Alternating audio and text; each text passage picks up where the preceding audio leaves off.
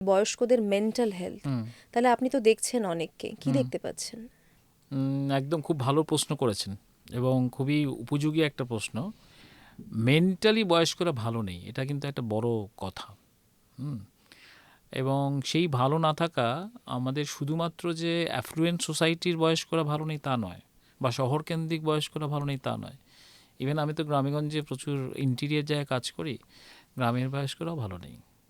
তা ভালো না থাকার একটা কারণ হচ্ছে যে অ্যাকম্পানি পার্সন নেই। বুঝতে পেরেছেন?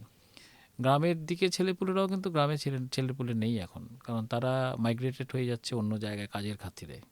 ফলে সেখানেও কিন্তু একাকিত্ব চলে আসছে। আর এই শহর কেন্দ্রিক তো একেবারেই, কলকাতা শহর তো প্রায় বলতে গেলে বৃদ্ধাশ্রম, সল্টলেক প্রায় বৃদ্ধাশ্রমই হতে চলেছে। ফলে সেখানে বয়স্ক মানুষদের যেটা সবচেয়ে বড় সমস্যা, যে তারা নিজেদেরকে একটা আইসোলেটেড ফিল করছে। এবং প্রচুর বয়স্ক মানুষ ভাবেন যে তাদের আর কিছু করার নেই, তাদের লাইফটা আর কিছু দেওয়ার নেই। ফলে একটা ব্রাত্য একটা পাঠ। তো সেই ভাবনা থেকে কিন্তু এগিয়ে আসতে হবে। সেটা এগিয়ে আসার ক্ষেত্রে শুধুমাত্র আমরা নেক্সট জেনারেশনকে দোষ দিয়েও কিন্তু হবে না, কারণ দেখুন তাদেরও তো কাজের চাপ রয়েছে। কোনো কোম্পানি তো কাউকে ছাড়ছে না। যে কোম্পানিতে তার ছেলে বা মেয়ে আছে বা কাজ করছে, তাকে তো কোম্পানি ছাড়ছে না যে তোমার বাড়িতে একজন বয়স্ক মানুষ আছে, তাকে তোমাকে টাইম দিতে হবে, তাই তোমাকে আগে ছেড়ে দিলাম, সেটা তো করছে না। কেউই করবে না। হ্যাঁ, ফলে এই জায়গাটা তো আমাদেরকে এভাবেই তার সঙ্গে অ্যাডাপ্ট করতে হবে। সেক্ষেত্রে অ্যাডাপ্টেশনের ক্ষেত্রে ছেলেমেয়েরা যেমন একটা গুরুত্ব ভূমিকা আছে, তেমনি বয়স্ক মানুষটিরও রয়েছে। তাকে নিজেকে আগে থেকে প্রিপেয়ার হতে হবে। যেটা আমি বলতে চাইছি যে প্রি রিটায়ারমেন্ট একটা প্রস্তুতি ভীষণ ইম্পর্টেন্ট। অনেক ব্যাপারটা কি? হ্যাঁ, ব্যাপারটা হচ্ছে যে আপনি রিটায়ার, যারা ধরুন বিশেষ করে যারা কাজে কর্মক্ষেত্রে, তারা যখন রিটায়ার করতে চলেছেন, রিটায়ার করবেন, তারা প্রস্তুতি না থাকার কারণে রিটায়ার করে গেলেন, তার পরের দিন থেকে তার মানে অফুরন্ত সময়, সে বুঝতেই পারছে না কীভাবে সময়টাকে কাটাবে। কারণ তার কোনো ব্যস্ততা নেই, অফিস যাওয়ার তাড়া নেই, কিচ্ছু নেই, কোনো শিডিউল নেই। ফলে তখন সে পেপার পড়ছে, 4-5টা পেপার পড়ছে, খুঁটিয়ে একদম প্রথম থেকে শেষ পড়েও সময় কাটছে না। সিরিয়াল দেখছে, ওই করছে সেই করছে। ফলে তখন তার আস্তে আস্তে 5-6 দিনের পর থেকে তার কিন্তু একটা অবসাদগ্রস্ততা চলে আসছে। কিন্তু এখন এর থেকে বেরোনোর খুব ভালো উপায় আছে। কারণ 60 থেকে 70 এটা কিন্তু খুব প্রোডাক্টিভ সময়। ফিজিক্যালি হয়তো একটুখানি, কিন্তু আমেরিকান স্টাডি বলছে যে 60 থেকে 70 এজে কাজের প্রোডাক্টিভিটি ইয়াঙ্গের থেকে বেশি। এটা স্টাডি, আমার কথা নয় কিন্তু।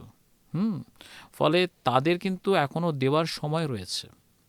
প্রচুর কোম্পানি কিন্তু এনাদেরকে অ্যাজ এ হায়ার করে। কনসালট্যান্ট হিসাবে হায়ার করেন। আমাকে আগে থেকে খোঁজ নিতে হবে যে আমার ফিল্ডে কোথায় এই ধরনের পোস্ট ক্রিয়েট হচ্ছে বা কী হচ্ছে।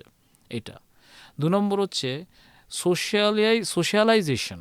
এটা হওয়ার সবচেয়ে সেরা সময় হচ্ছে এটা। ফলে আপনি ইনভলভ হন, পাড়ার ক্লাবে ইনভলভ হন, পাড়ার পুজোতে ইনভলভ হন, যেখানে আপনার কোনো কিছু ম্যানেজমেন্ট করার ক্ষেত্রে আপনাকে সেই জায়গায় ইনভলভ হন। গ্রুপ তৈরি করুন, পিয়ার গ্রুপ তৈরি করুন। কিন্তু সেটা করতে গিয়ে আবার আমি এটাও বলবো, অনেক বয়স্কদের সকালে হাঁটতে যান গ্রুপ দল বেঁধে, সেখান থেকে আবার শরীর খারাপ হয়ে চলে আসে। কিভাবে? ওই সব বয়স্ক মানুষেরা এই একজন আরেকজনের কাছে বলছে এই আমার না হাঁটুর ব্যথা রে, আরেকজন বললো কালকে আমার বুকের ব্যথা হয়েছিল, পরে আরেকজন বলবে গ্যাস, আরেকজন বলবে ওই কনস্টিপেশন। ওই করতে করতে দেখা গেল যে 4টে রোগ নিয়ে উনি ফিরে এলেন। ফিরে এলেন মানে তিনি ওই তখনই ভাবছে ও এই বন্ধুটা তো এই বলেছিল, তাহলে এটা আমারও হচ্ছে মনে হচ্ছে। রোগ রোগটোগের গল্প কিন্তু মর্নিং ওয়াক, ইভিনিং ওয়াকে নৈবচ, ওসব কিছু করতে যাবেন না। অন্য এত গল্প যাওয়ার সুযোগ রয়েছে। রাজনীতি নিয়ে তর্ক করুন, তর্ক খুব ভালো জিনিস, ঠিক আছে, সামাজিক পরিস্থিতি নিয়ে করুন। না হলে এমনি এমনি মনোরঞ্জন কোনো কিছু জিনিস করুন, কিন্তু গল্প এই সমস্ত রোগের নিয়ে করবেন না। কিন্তু বয়স্করা, মজার ব্যাপার হলো বয়স্করা কিন্তু গল্পটা রোগ নিয়ে করতেই বেশি হ্যাঁ, ভালোবাসেন। ওটাই তো বারণ আমাদের, আমরা বারণ করছি ওটা করতে।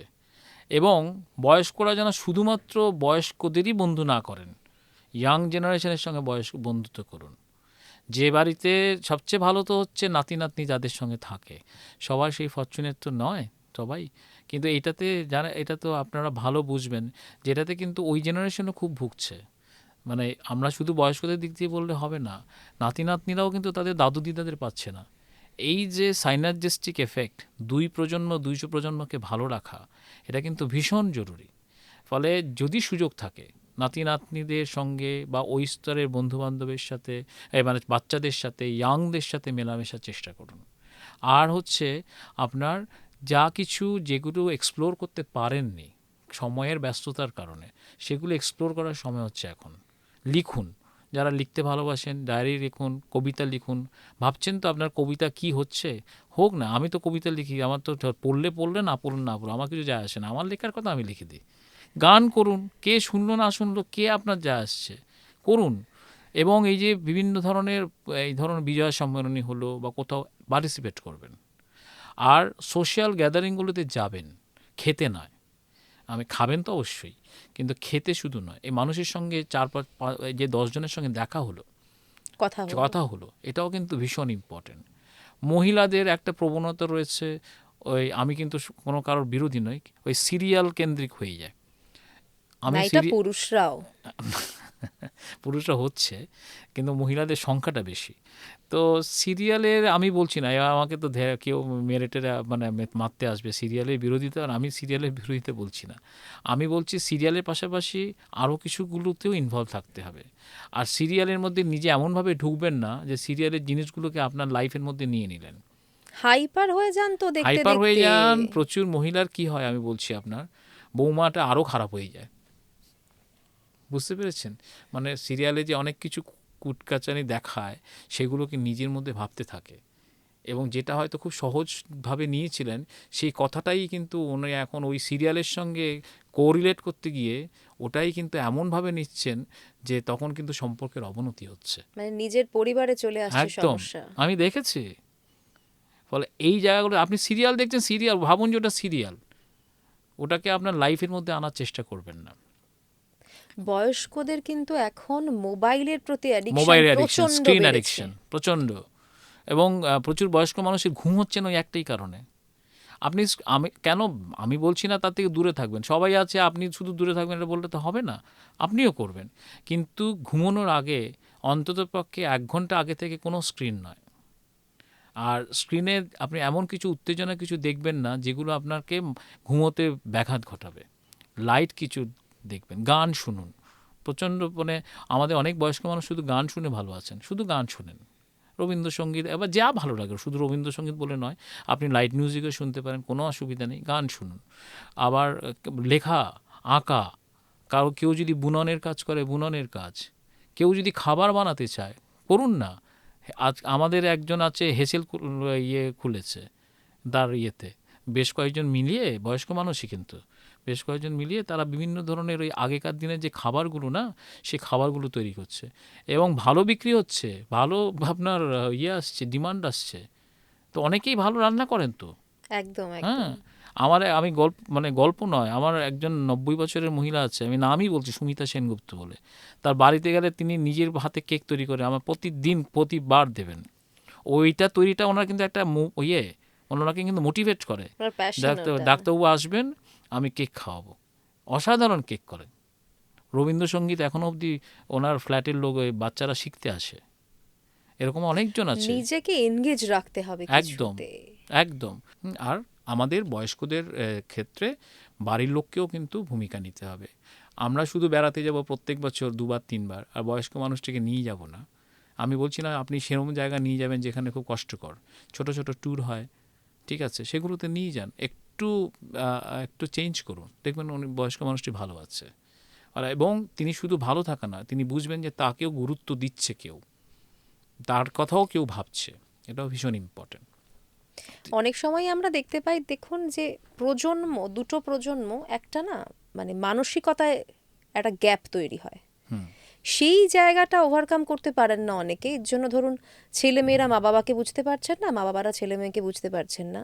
ওই দূরত্বটা অনেক সময় একটু মানসিকভাবে তাদেরকে কষ্ট দেয় হয়তো। একদম। কিন্তু সেক্ষেত্রে এটা ওভারকাম করার উপায় হচ্ছে দুই প্রজন্মকেই কাছাকাছি আসতে হবে। মানে বয়স্ক প্রজন্ম ভাববে না যে সব কিছুই এখন খারাপ, এইটার থেকে কিন্তু বেরিয়ে আসতে হবে। আমাদের সৌরিনবাবু বলে একজন খুব নামকরা সাহিত্যিক, যিনি একাডেমি পুরস্কার প্রাপ্ত সাহিত্য একাডেমি, আমাদের মেম্বার, ওনারা 87-88। আমি ওনার কাছে যখন যাই, উনি এখনকার সামাজিক প্রেক্ষিত সম্পর্কে এত ব্রড মাইন্ডেড, আমি বরঞ্চ ভাবি যে আমি হয়তো একটু কনফাইন স্যার এত ব্রড মাইন্ডের কথা বলেন। তো ওই জায়গায় উনি নিজেও বলেন যে বয়স্কদের বয়স্ক হতে শিখতে হবে, সব কিছুই নেগেটিভ, পরবর্তী সবাই খারাপ, এটা থেকে বেরিয়ে আসতে হবে।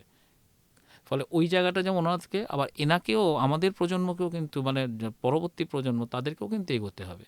তারাও ওই যে সব কিছু বয়স হয়ে গেছে, ব্যাকডেটেড, কিচ্ছু জানে না, হ্যাঁ ওর সঙ্গে কথা বলে কি হবে। নাতি নাতনির সঙ্গে সম্পর্ক খারাপ হওয়ার একটা অন্যতম কারণ আমরা বাবা মারা। কেননা আমরা বাবা মারা মিশতে, অনেকেই জানেন আমাদের মিশতে দেয় না। বলেন কি? হ্যাঁ হ্যাঁ, মিশতে দেয় না। ওনারা কিছু জিজ্ঞেস করলে বলে ওর দাদু দিদা কিছু জানে না। ওইটা তো বললে হবে না, ওটা তো ওর মধ্যে ইনজেক্ট করে যাচ্ছে। ফলে ওই জায়গাটাতে ভীষণই, এবং এই সম্পর্কটা, এটাতে স্কুলগুলোকেও কিন্তু বড় ভূমিকা নিতে হবে। আমি তো মাঝে মাঝে বলি গ্র্যান্ড প্যারেন্টসদের একটা ইয়ে করুন। না, গ্র্যান্ড প্যারেন্টস ডে হয় আমার মেয়ের স্কুলেই কিন্তু হয়। এটা তো আপনাদের কিছু কিছু স্কুলে, সব স্কুলে তো হয় না। এটা করুন, দেখবেন ওখানে অনেক ধরনের ইয়ে বেরিয়ে আসবে। তো এই জায়গাগুলো কিন্তু বয়স্কদের ভালো রাখার ক্ষেত্রে মানে প্রত্যেকটা জেনারেশনেরই কিন্তু একটা বড় ভূমিকা রয়েছে আর কি। আর যেটা যেটা এই প্রসঙ্গক্রমে অনেকেই ডিমেনশিয়া এইসব নিয়ে প্রচুর আতঙ্কে থাকেন। সব ভুলে যাওয়া ডিমেনশিয়া নয়, ঠিক আছে? বয়স্কদের ভুলে গেলেই আমরা যে প্যানিক হব না, ডিমেনশিয়া। আবার সব ভুলে যাওয়া যে মানে ডিমেনশিয়া যে অনেক ভুলে যাওয়াই হতে পারে, সেটাও কিন্তু আমাদের সচেতন হতে হবে।